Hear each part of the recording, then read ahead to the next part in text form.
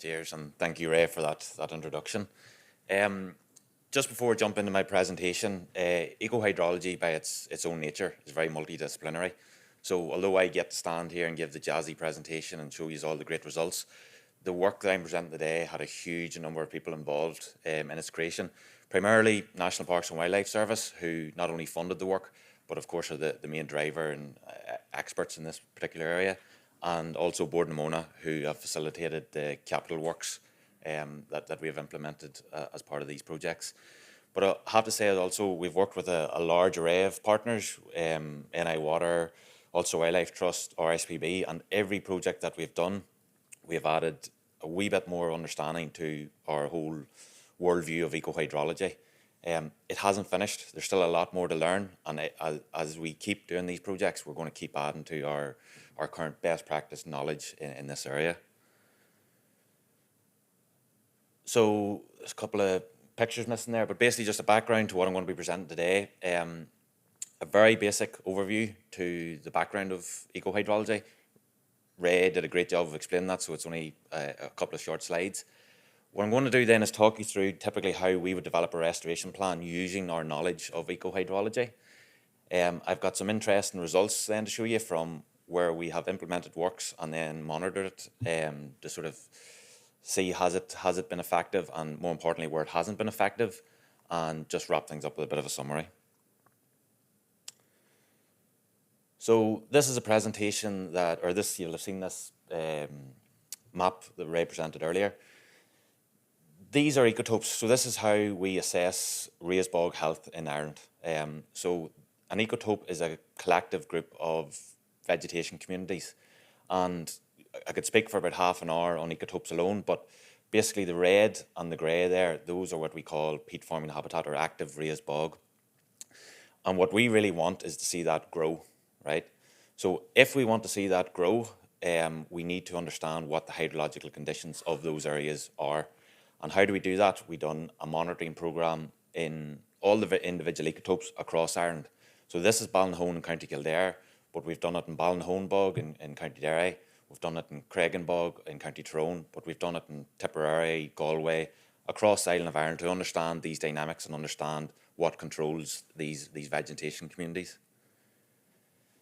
And Ray has already sort of presented this, but the take-home message was it didn't matter where you were in Ireland. If you want to get these active raised bog conditions, the critical control is water table depth.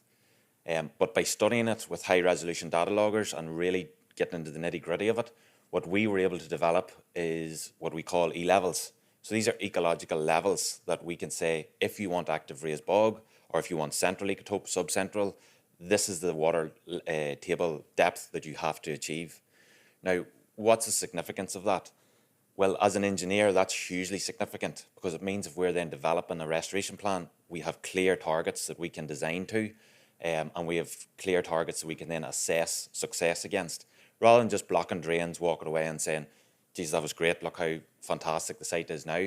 We can actually quantify success by comparing it to the hydrology of the site. We're quite lucky in that hydrology will respond immediately. Ecology will take time to come back, but if you can get the hydrology right, the ecology will look after itself. But it's important that we get it right rather than just do a restoration plan, walk away, and in 10 years' time say, why didn't that work? So with our E-levels, we can incorporate that detailed understanding of the controls of various vegetation communities into our restoration plans. And what I'm going to talk you through here is typically how we would develop a plan to implementation stage, and you can start to see where those levels become really critical. So this on the left is just an example of what a final output would look like. So we just don't digitize various drains. There's specifications on what type of measure is most applicable. So that could be peat dams, it could be plastic dams. You could have composite dams where basically there's a high water flow through the system and it needs a bit more reinforcement. And then more recently, we've implemented a lot of enhanced measures. So this is berms and cell bunding and things like that. So the site that I've chosen to present today is Scohaboy. The reason why is it just has a wee bit of everything on it. It has every pressure you can think of. It's happened on this particular site. And our first starting block of any restoration plan is a LiDAR scan. So again, Ray referenced this. It's critical in everything. It feeds into so many elements of restoration plan design. The ecologists can use it. Stakeholder liaison officers can use it. It's a critical piece of information. But we use it because it gives us really high resolution topography data across the site that we can then say, okay, if we block this drain, what impact would it have? And basically use that as a basis to achieve our E-levels. So you can see here, this is just a zoomed up snip, I suppose, of the LiDAR, and you can see like it's really easy to identify the drains and identify the pressures that are currently on the system. So there was a couple of presentations there about remote sensing, and I'm all for remote sensing. I think it's definitely the future. But just a word of warning, like we did some remote sensing on this particular site, but I can't stress enough the importance of ground truthing, because this is an example of one of the drains on the site, and then this is another example. So from the remote sensing, those two drains came up basically flagged as drains, but the actual measure that would be required to block those drains would be wildly different. So remote sensing definitely has its area, but getting out on the ground and actually walking these sites is vitally important. So once we sort of have figured out, okay, where we want to block, and using our detailed LiDAR and our understanding of E-levels, we can then design not just dam locations, or not just, okay, you should use peat dams here, but actually select, okay, what intensity should they be placed at? Where should they be placed at? And this is, as I say, understanding the topography of the site. Where does it slope off? Do we need more in this location? If it's really flat, do we need less? So it's optimizing the restoration plan and not just going with standardized approaches. A couple of examples there just of successful installed dams. In a lot of cases on our projects, we can't just go in and just block everything where we see water, because there is infrastructure, there's landowners, things like that. So this is just a few examples of where we've had to implement water control structures. So this one is actually a plastic pipe through a dam, and the benefit of this is that you can move it up and down and control where you want your level. What's really important though is because we know from our ecological E-level, ecohydrology levels, we're not just guessing what the impact will be. We know we can't block it because it'll have an impact on a certain piece of infrastructure, but we are clear on what the impact will be in terms of ecology, in terms of what type of habitat we'll get back if we implement the said measure. So this is just a couple of examples showing the pipes in action as such. So you can see the bottom right image here. You can adjust that to your desired engineered level as such. And this is another example. So this is a bit more extreme, where upstream of this we maybe had a road, or, you know, say a piece of property that we couldn't, we definitely couldn't go in and just block the drain as we would. We'd just have too much of an impact. But with our understanding of E-levels, our understanding of topography, we can actually just design a level and say, okay, the water table is coming up to here. We've had a carbon benefit from bringing this up. We've had an ecological benefit, but we aren't going to have an impact on the landowner outside of that. This follows on from that. So a lot of people, when they're doing restoration plans, the focus is on where do we block. But my argument would also be that one of the most important things about a restoration plan is actually where not to block. So our peatlands are often situated in the middle of agricultural areas or rural countryside. They're surrounded by houses, infrastructure. So one of the key things when you're designing a restoration plan is ensuring that the impacts, the positive impacts you have on the site, aren't then felt outside the site. So using, again, our E-levels and our understanding of where the water will go once we do restoration, we're able to design these systems in a way that we're confident that we're not going to have an impact outside that boundary. So there's an example of one of our sort of hydraulic brakes in action there. And as I say, one of the more recent in Ireland anyway, one of the more recent technologies we've started to implement is contour bunding and cell bunding on the cutover. This has been extremely successful to date. And again, as an engineer, I can get in and start to design where these should go, what spacing this should be at. But again, this all was possible because we have an understanding of the target conditions that we want to achieve to get peat forming habitats. If we didn't have that understanding of the target conditions for peat forming habitat, we'd just be going in and doing random cells and having mixed results. So by using the E levels in your design, you can optimize the actual results that you get out of this. So as you can see, that's an after there, before and after of the cutover on Scohaboy, and you can see the positive results had. Just interestingly, because we just talked about cell bunding, I was going to showcase this to you. So I am an engineer, and sometimes I can get stuck in the levels and the boring sort of hydrology element of it. But we also have to remember that peatlands have a huge cultural element to them. And like they're very important for the communities that they're involved in. So this is Moods Bog, and when we were designing our contour bunding here, the local community says, look, we want to have some sort of structure or something in this that speaks to the cultural identity of the bog.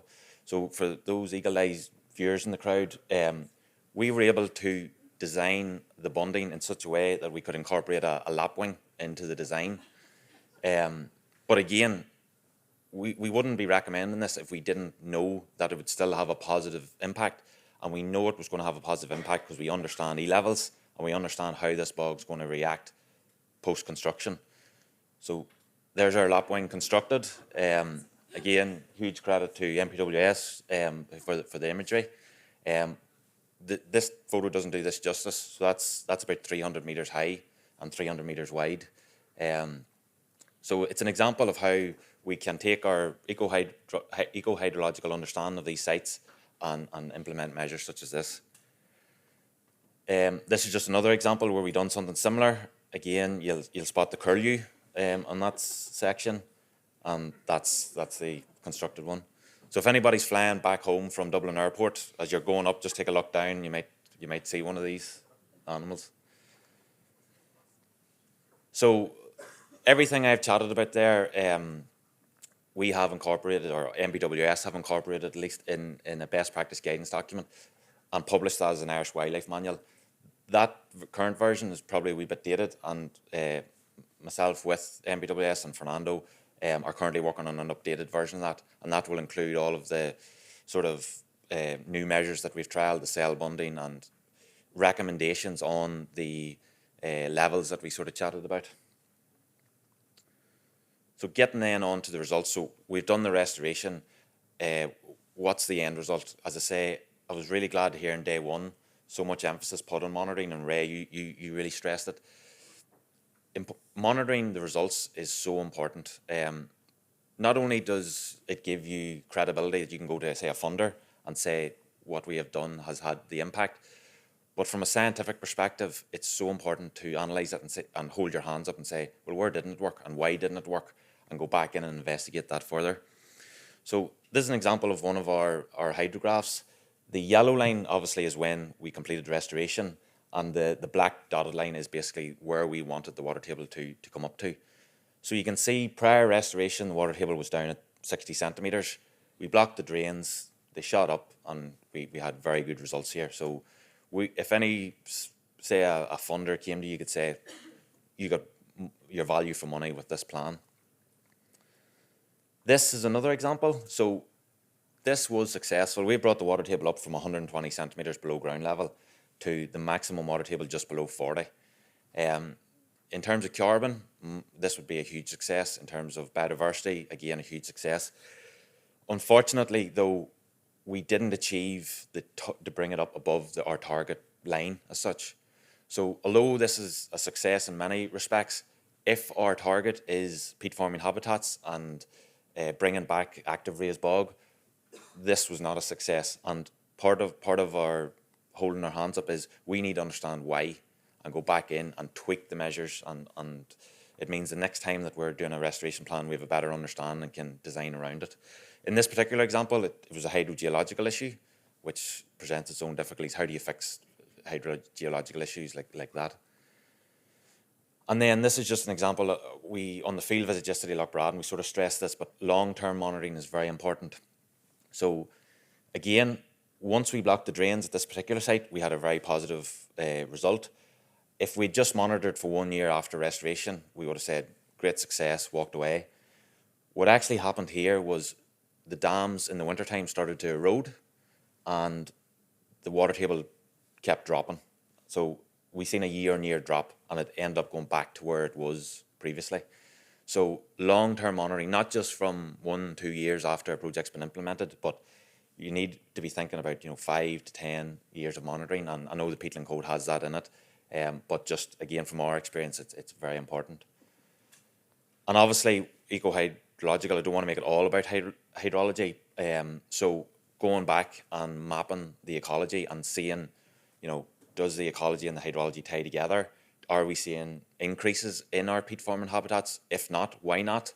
And this is an example of a project that, as I say, ourselves and MPWS created recently, or completed recently. And in the south, we got really good recovery. So we're able to say, that was really successful. But in other areas, we didn't. And we had to go back and investigate, well, why didn't this occur, and basically address it for future plans. And then, like I've presented some of the technologies that we would use. That's not the gospel. Like, there's hundreds of different restoration techniques out here, and I would encourage people to trial different things. So there's a couple of photographs from Ulster Wildlife.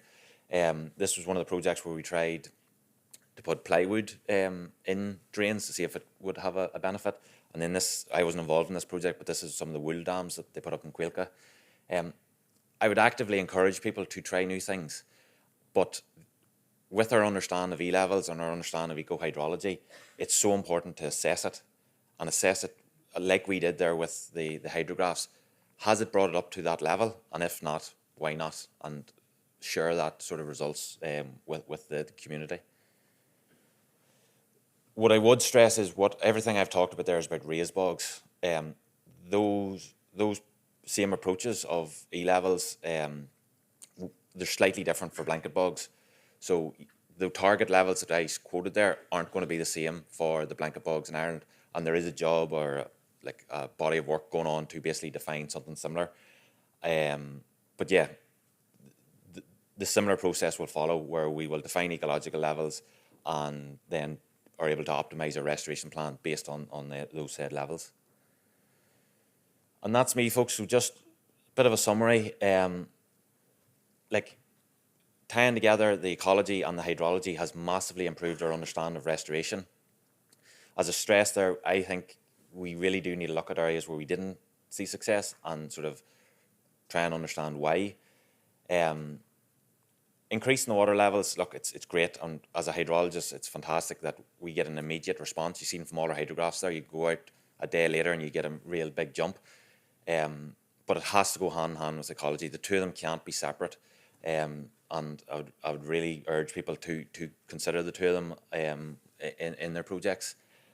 It was raised the other day, and I would second it, the importance of baseline data. I know with projects, there's often a really tight window frame to get stuff done and stuff, but if we are going to properly understand these systems, it is so important to have a good baseline data set. Recommendations going forward, like, look, long-term monitoring is going to be key. Those E-levels that I talked about, climate change is going to have a massive impact on that, and it was something that Ray raised. We could block all the drains in Ireland, but on some of these sites, with climate change, those E-levels aren't going to be achievable. So we need long-term monitoring to understand how our bogs are reacting to climate change, and tying that in with our sort of understanding. There's engineering challenges that exist. As I said there, I presented 3 or 4 of the techniques we use. There needs to be further development of ideas. There needs to be new systems trialled on projects and, as I say, reported back to the community. And I think we all are fairly good at this, but best practice guidance should be continually updated. And that's not us updating our best practice and over in England, you updating yours. It needs to be coming to the likes of this, sharing ideas and having almost like a global best practice guidance and seeing what works and what doesn't work and things like that. So yeah, that's me, folks. Some contact details there, and happy to take any questions at the end. Is it? Yeah. So yeah, thank you.